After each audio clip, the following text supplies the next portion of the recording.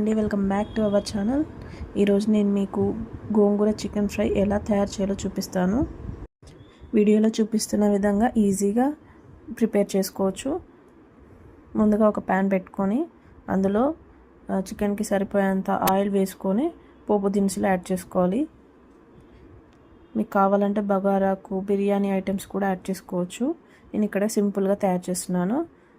Onions, పచ్చిమిర్చి, కొంచెం పసుపు యాడ్ చేసి ఆనియన్స్ బ్రౌన్ కలర్ అయ్యేంత వరకు ఫ్రై చేసిన తర్వాత అల్లం వెల్లుల్లి పేస్ట్ యాడ్ చేసి కొంచెం కొత్తిమీర యాడ్ చేశాను.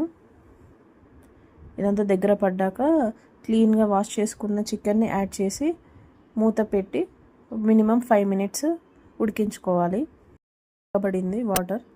ఇక్కడ నేను చిన్నగా కట్ చేసుకున్న గోంగూరను యాడ్ చేసి ఇంకొక 2 minutes ఉడికిస్తున్నాను.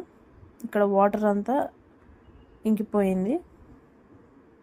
ఇక్కడ నేను 2 spoons కారం, ఒక 1 spoon సాల్ట్ యాడ్ చేస్తున్నాను. కారం ఉడికేంత వరకు ఉడికించుకోవాలి. ఇక్కడ ఆయిల్ పైకి తేలుతున్న టైంలో నేను కొంచెం గరం మసాలా యాడ్ చేశాను.